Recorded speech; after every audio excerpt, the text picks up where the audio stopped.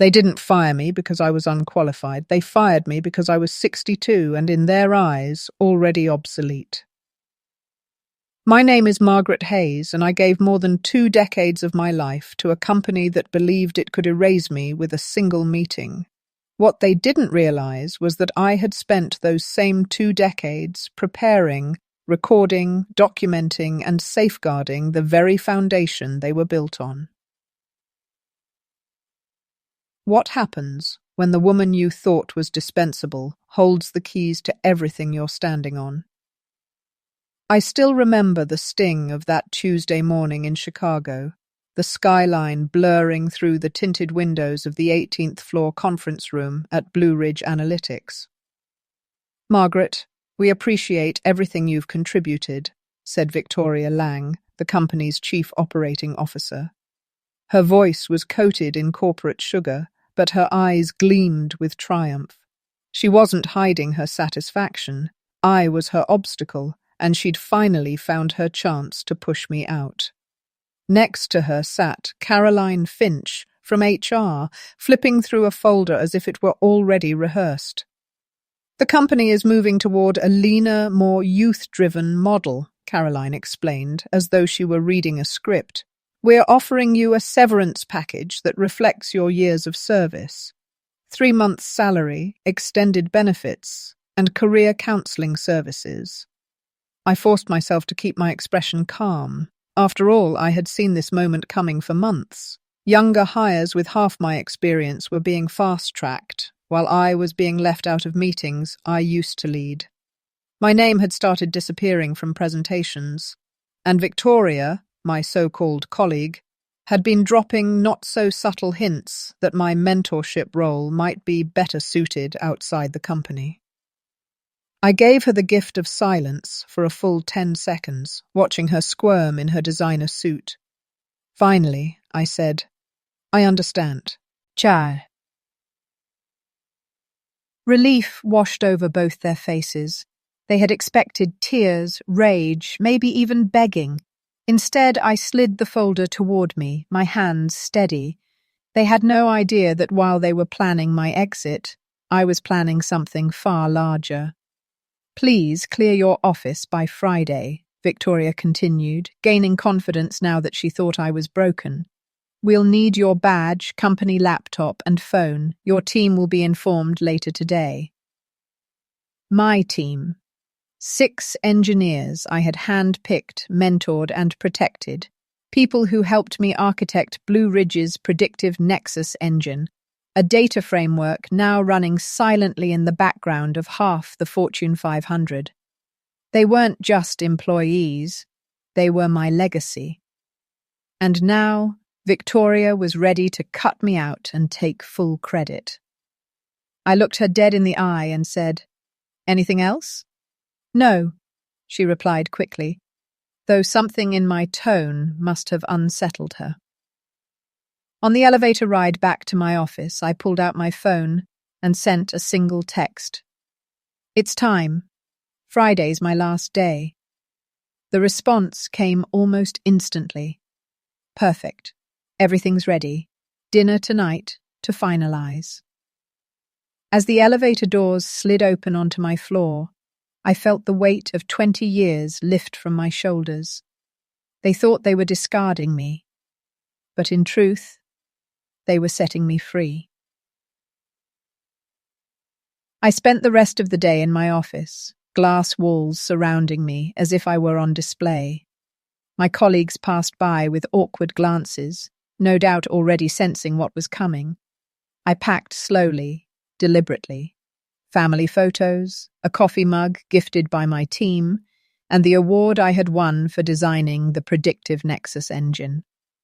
That award was supposed to have been mine alone, but at the last moment, Victoria had presented it on behalf of the leadership team. Before leaving, I placed my badge flat on the desk and whispered to myself, "You're not done. Not even close." That evening, I stepped into the Marlowe, a quiet, wood-paneled restaurant tucked into Chicago's River North district. In a private alcove sat Daniel Cross, CEO of North Point Systems, Blue Ridge's fiercest competitor. When he saw me, he smiled knowingly. So, they finally pulled the trigger. They did, I replied, sliding into the booth across from him. Daniel leaned forward, lowering his voice. Then it's time. We've drafted the contracts. North Point acquires exclusive licensing rights to your algorithm, and you, he paused for effect, step in as Chief Technology Officer. Full creative control, equity stake, and every dime that algorithm earns from now on. He slid a folder across the table, just like Victoria had hours earlier. But this time, the folder wasn't an end. It was a beginning. Blue Ridge will lose their footing without me, I said, my voice steady. They already have, Daniel replied. And when the press release goes live Monday morning, the industry will know exactly who created the predictive Nexus engine. For the first time all day, I allowed myself to smile. I thought of my team, engineers who had followed me, trusted me, stayed late into the night to build something revolutionary. They didn't deserve to drown because of Victoria's greed. Daniel seemed to read my thoughts. I've already arranged positions for them, he said. Better titles, better pay. They'll join you at North Point if they want. I signed the paperwork without hesitation. In that single moment, I shifted the balance of power in the entire industry. The next 2 days at Blue Ridge blurred into a ritual of polite goodbyes, knowledge transfers, and carefully crafted documentation. Every file I handed over was immaculate, almost too immaculate. What they didn't realize was that I would turn, as also cataloguing evidence, proof of my authorship, timestamps, drafts, and all the private notes that showed where the real innovation came from. On Friday afternoon, I carried my final box of belongings out of the glass tower. The Chicago wind whipped around me as the revolving doors spun shut behind my back. I glanced up once more at the logo gleaming above the building. Blue Ridge Analytics, a name built on my work.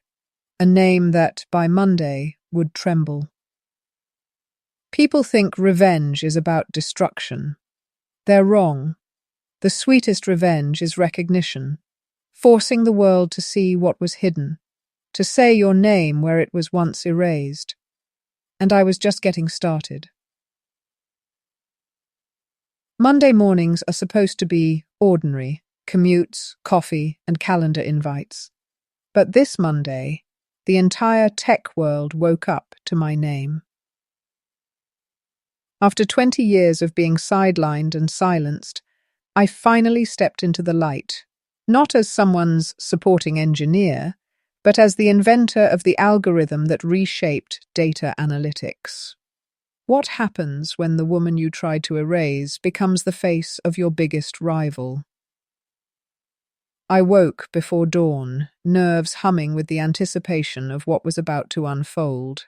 At 7:00 a.m., a black sedan from North Point Systems pulled up in front of my townhouse in Oak Park, its driver holding the door as though I were royalty. As the city skyline came into view, my phone buzzed. It was a text from Daniel Cross. Press release live. Monitoring industry chatter. Prepare yourself. I clicked the link he sent, my heart pounding even though I already knew the contents. North Point Systems acquires exclusive rights to predictive Nexus engine. Inventor Margaret Hayes joins as Chief Technology Officer. There it was, in bold. My name, not hidden in fine print, not lumped into team acknowledgements, not erased. My name. The article went on to describe how the engine had revolutionized data modeling, reducing predictive errors by 42%, and powering major industries from finance to healthcare. But the line that mattered most was simple, developed and patented solely by Margaret Hayes.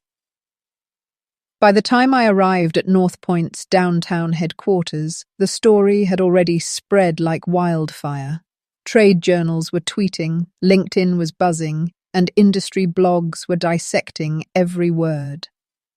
Daniel met me in the lobby with a grin. "Congratulations, Margaret. The empire just shifted." We rode the elevator up to the executive floor, passing glass offices that hummed with the energy of controlled chaos. Reporters were already calling, investors were circling. Blue Ridge's stock, according to Daniel, had dropped 3% in the first 30 minutes of trading. 3% doesn't sound like much, I remarked. Daniel chuckled. It's just the first crack. Wait until their board starts asking questions. Meanwhile, inside Blue Ridge's skyscraper, just 8 miles away, the fallout was beginning. My former teammate Miguel texted me updates like a war correspondent. Emergency meeting.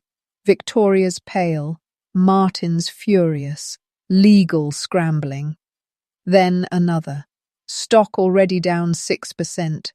PR team drowning. I imagined the boardroom I had sat in countless times. The polished table. The sterile art on the walls. Now it was filled with panic. Martin Ellison, Blue Ridge's CEO, would be pacing. He had built his reputation on taking credit for my work, and now that facade was crumbling in real time. But while chaos swirled at Blue Ridge, my thoughts weren't on revenge. They were on my team. I gathered them that afternoon in a sleek North Point conference room with floor-to-ceiling windows overlooking the Schick. A Go River. Miguel, Tanya, Omar, and the others sat around the table, their expressions a mix of nerves and relief. "You don't owe me loyalty," I told them honestly. "Blue Ridge may try to pressure you, bribe you, even threaten you. This is your choice?" Miguel leaned forward first. "Margaret, you built us. You protected us when leadership tried to cut corners. Where you go, we go." The others nodded in agreement. I swallowed the lump in my throat. They weren't just colleagues. They were family. And now, for the first time, we had a chance to work freely, without the corporate vultures overhead. The next 48 hours blurred into a whirlwind of onboarding, strategy sessions, and endless interviews.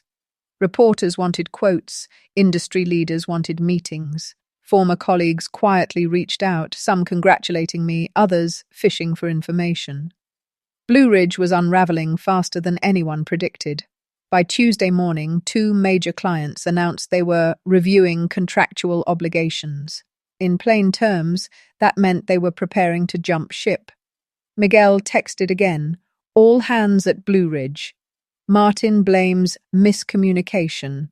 No one's buying it." By Wednesday, Blue Ridge's stock had dropped another 11%. LinkedIn was full of updates from employees suddenly open to opportunities. The image of stability they had worked so hard to project was collapsing under the weight of my name. And yet, the irony wasn't lost on me. For years, they called me outdated. They said I was too old to keep up with the changing landscape. Now, every headline was a reminder. It wasn't youth that drove innovation. It was experience, resilience, and vision. That Wednesday afternoon, my phone lit up with a call from an unfamiliar number. Against my better judgment, I answered. "Margaret," came the voice I knew too well. "Martin Ellison." "There's been a misunderstanding," he said quickly. "The predictive nexus engine belongs to Blue Ridge. We need to discuss this before lawyers get involved." I almost laughed. "Martin, there's no misunderstanding. The patent is mine. You tried to bury me and you failed." His voice cracked just slightly, betraying the confidence he was trying to project. "We can work something out. Advisory role, compensation, recognition." I let his words hang in the air before replying. "You had 20 years to recognize me." You don't get another chance. And then I hung up. By Friday, the situation was irreversible. Blue Ridge's board called for an emergency vote of no confidence. Victoria Lang resigned quietly, avoiding the humiliation of being forced out.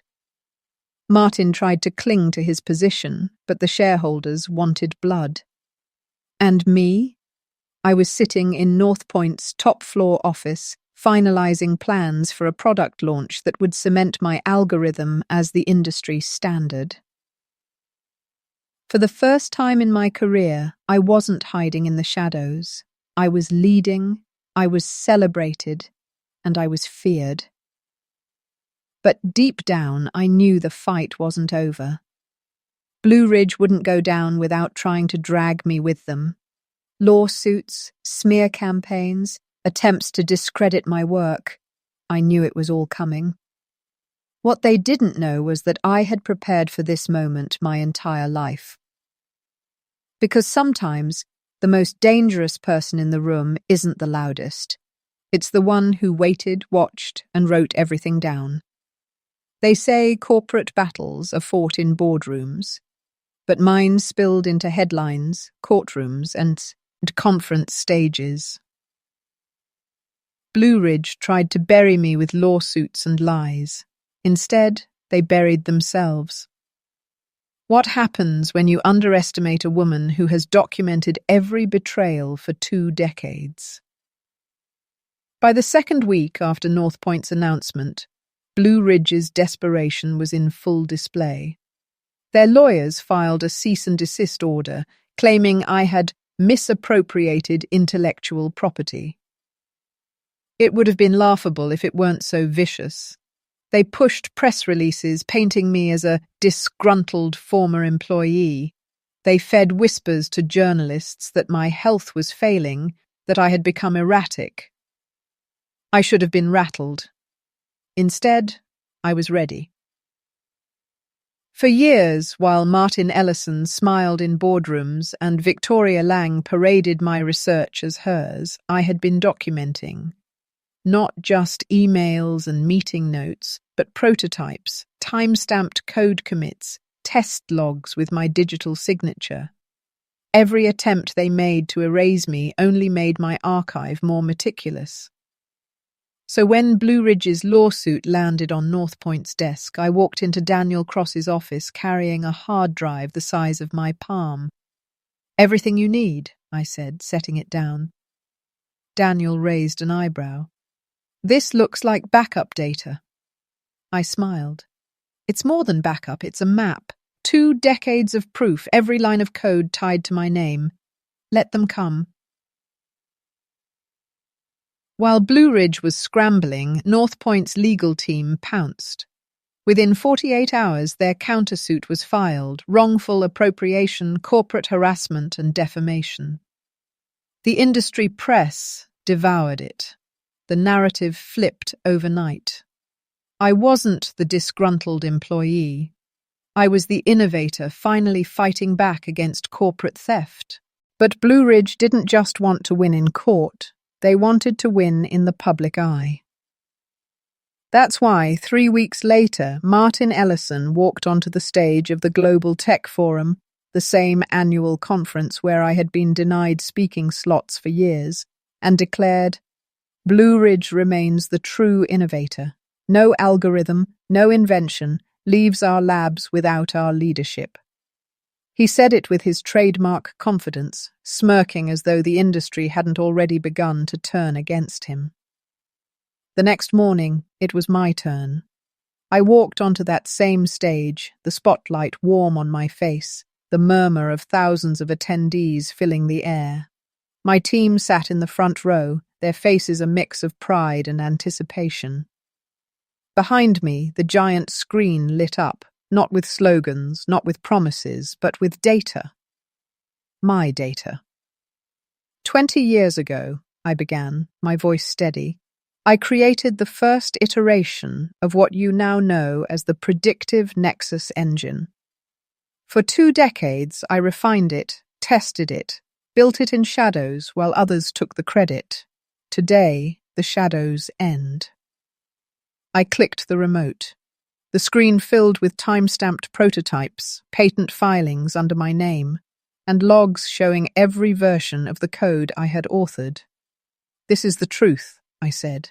"Not rumors, not boardroom spin. Proof." The room was silent. Then, applause. First scattered, then thunderous. The headlines wrote themselves before I even stepped off stage. Hayes silences critics with decades of proof. Blue Ridge's claims collapse. Innovation has a new face, and it's 61 years old. Blue Ridge's stock plummeted another 18% that week. Their board of directors, already fracturing, finally turned on Martin Ellison. By Friday, he was forced to resign, effective immediately. Victoria Lang's name quietly disappeared from press materials, but the real blow came in court. During the second hearing, North Point's attorneys presented not just my archives, but internal Blue Ridge emails retrieved from Discovery that revealed Martin and Victoria had intentionally tried to suppress my patent filing. The judge's words were sharp. "The evidence demonstrates a deliberate pattern of erasure bordering on fraud."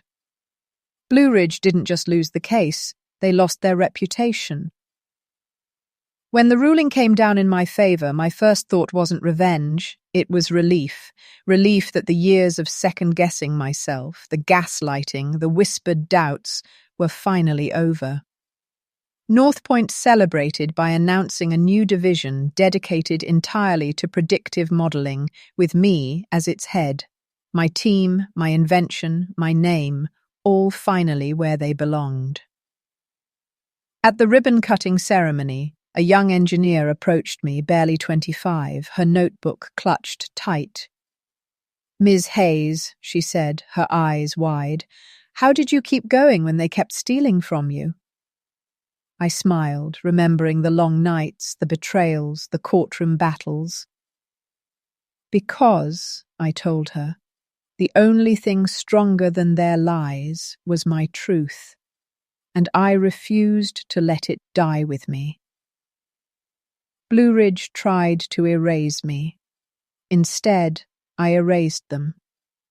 And at 61, I proved that resilience, not age, not gender, not corporate power, writes the final chapter of innovation.